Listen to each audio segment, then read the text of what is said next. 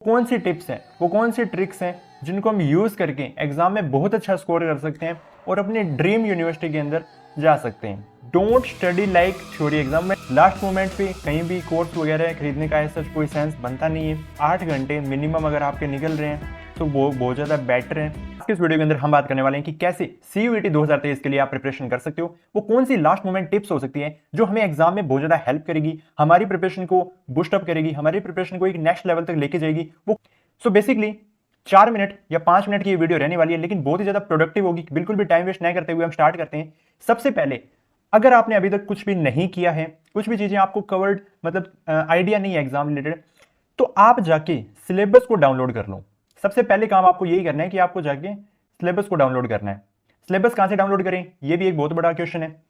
सो syllabus आप download कर सकते हो CUET.samarth.ac.in जो वेबसाइट है, उस पर आप जाओगे तो आपके पास एक कॉलम होगा जिसमें आपके पास सिलेबस मेंशन होगा। बेसिकली जो भी हमारे डोमेन सब्जेक्ट है उनका सिलेबस वही है जो हमारा क्लास 12th के अंदर था, लेकिन फर्क सिर्फ इतना है कि 12th के अंदर हमारा ऑब्जेक्टिव टाइप का एग्जाम नहीं होता था, सब्जेक्टिव होता था, हमें चीजें लिखनी होती थी। बट ये जो CUET एग्जाम है ये ऑनलाइन मोड पे होगा और आपका होने वाला है ये MCQ बेस्ड, यानी कि आपके मल्टीपल चॉइस क्वेश्चंस आपके इसमें रहने वाले हैं। थ्योरी और MCQ एग्जाम में ये अंतर होता है कि हमें थ्योरी एग्जाम के लिए कंसेप्चुअल अंडरस्टैंडिंग चाहिए, लेकिन जो MCQ एग्जाम है उसके लिए हमें ज्यादा से ज्यादा प्रैक्टिस करनी होती है, हमें ज्यादा से ज्यादा MCQ प्रैक्टिस करने होते हैं। सो जैसा कि मैंने बताया कि ये MCQ एग्जाम रहने वाले हैं, इसलिए आप जितना हो सकता है MCQ को प्रैक्टिस करें। MCQ कहां से प्रैक्टिस कर सकते हैं? मार्केट के अंदर बहुत सारी किताबें अवेलेबल है, बहुत सारे आपके पास ऑप्शन अवेलेबल है। अगर आप साइंस से हो, आर्ट्स से हो, कॉमर्स से हो, किसी भी स्ट्रीम से हो, हर स्ट्रीम की जो MCQ बेस्ड बुक्स हैं CUET रिलेटेड वो मार्केट के अंदर अवेलेबल है। जिस भी पब्लिकेशन की बुक आपको अच्छी लगती है, इजी टू अंडरस्टैंड है, वो आप खरीद के उसको कर सकते हो। मैं ये मान के चल रहा हूं कि आपके पास बुक ऑलरेडी है। सो मैं तो यही बोलूंगा कि MCQ जो एग्जाम्स हैं, जो उनके अंदर MCQ क्वेश्चंस हैं, उनको आप ज्यादा से ज्यादा प्रैक्टिस करो। मतलब कि थ्योरी से ज्यादा आपको प्रैक्टिस करने पे ज्यादा फोकस करना है। थ्योरी आप कहां से कवर कर सकते हो? जो भी आपकी NCERTs है, ठीक है, जो आपकी NCERTs बुक्स है ना, वहां से आप अपनी सारी जो थ्योरी है, कंसेप्चुअल अंडरस्टैंडिंग है, वो आप देख सकते हो। और वो देखने के बाद जो आपकी MCQ बेस्ड बुक है वहां पे आप ज्यादा ज्यादा MCQ प्रैक्टिस करो।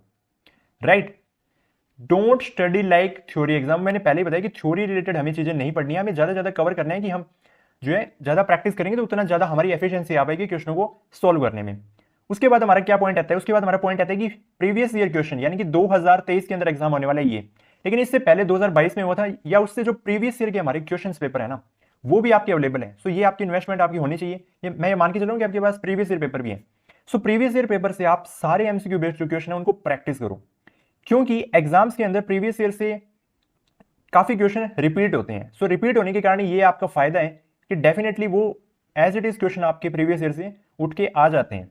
तो ज्यादा ज्यादा प्रीवियस ईयर भी फोकस करो। प्रीवियस ईयर आपको ये बताता है कि कैसे एग्जामिनर का माइंडसेट है, कैसे एग्जामिनर क्वेश्चन पूछने वाले हैं, आपके सिलेबस में से किस टाइप से क्वेश्चंस एग्जाम में आते हैं। तो वो प्रीवियस ईयर से आपको काफी ज्यादा एक अंडरस्टैंडिंग मिलती है, एक अच्छी अप्रोच मिलती है कि कैसे हमें एग्जाम रिलेटेड प्रिपेयर करना है, कौन से टॉपिक इंपॉर्टेंट है।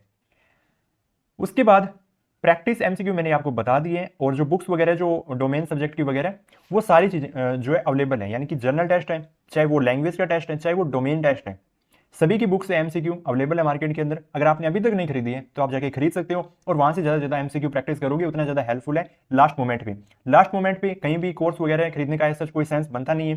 इसलिए जितना हो सकता है जो आपकी बुक्स है उनसे सेल्फ स्टडी ही करो। सेल्फ स्टडी को जितना ज्यादा समय दोगे उतना ही ज्यादा आपके लिए बेटर है। सो आगे हमारे कौन से पॉइंट्स आते हैं जो हमें ध्यान में रखने चाहिए? सो ये चीज तो आपको पता ही होगी कि जो एग्जाम है वो आपका 21 मई से लेकर के 30 मई तक होने वाला है। ये जो डेट है वो एक्सटेंड भी हो सकती है, बट वो एक बड़ा कंसर्न नहीं है, उस पर हमारा फोकस नहीं होना चाहिए। हमारा फोकस होना चाहिए कि जितना समय हमें मिला है उस समय के अंदर हम ज्यादा से ज्यादा क्वेश्चंस कर पाए, ज्यादा प्रिपेयर कर पाए, और ज्यादा अच्छे तरीके से हम उसको रिवाइज कर पाए।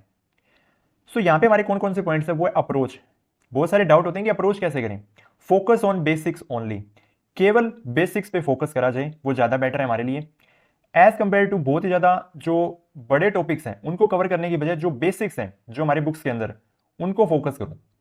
बुक्स के अंदर बहुत सारे इंपॉर्टेंट टॉपिक्स होते हैं, उनको ज्यादा ज्यादा कवर करने की कोशिश करो। दूसरा पॉइंट हमारा ये कहता है कि ज्यादा से ज्यादा जो इंपॉर्टेंट क्वेश्चन जो टॉपिक्स हैं उनको प्रिपेयर करो। अब सवाल ये आता है कि इंपॉर्टेंट टॉपिक्स का पता कैसे चलेगा, क्योंकि जब भी हम बुक्स खोलते हैं ना हमें सब चीजें इंपॉर्टेंट ही लगती है, बट इंपॉर्टेंट वो नहीं होता जो आपको इंपॉर्टेंट लग रहा है। इंपॉर्टेंट वो है जो प्रीवियस ईयर में आया हुआ है। यानी कि प्रीवियस ईयर में जिन टॉपिक से ज्यादा क्वेश्चन पूछे जाते हैं या जिन टॉपिक से क्वेश्चन बनते हैं वो टॉपिक आपके इंपॉर्टेंट हो सकते हैं। उन टॉपिक्स के जितने ज्यादा प्रैक्टिस कर सकते हो उतने ज्यादा प्रैक्टिस करना चाहिए। एक टिप्स यही है कि जो भी हार्डकोर जो आपके टॉपिक्स होते हैं ना, उनको ज्यादा से ज्यादा याद करने की बजाय आप उनका एक अलग से A4 साइज शीट जो होती है, पेज होता है, उस पर आप शॉर्ट में मेंशन कर लो। ठीक है, वो चीज आपकी कब हेल्प करेगी, जब आपका एग्जाम होगा। एग्जाम से लास्ट मोमेंट के ऊपर आप उस चीज को बहुत ही इजीली रिवाइज भी कर सकते हो और बहुत ही ज्यादा अच्छे से उसको रिटेन भी कर सकते हो। अच्छा रिवीजन होने की अच्छा रिवीजन हो जाता है अगर आपके पास वो शॉर्ट नोट्स हैं। तो जो भी इजी टॉपिक है वो तो समझ में आ जाते हैं, बट जो हार्ड टॉपिक्स होते हैं उनको समझने में दिक्कत होती है, इसलिए उनको आप अलग से मेंशन कर लो। हर चीज मेंशन करने की जरूरत नहीं है। जो भी हार्ड टॉपिक्स हैं उनको अच्छे से उनको शॉर्ट नोट्स तैयार करना बेटर है।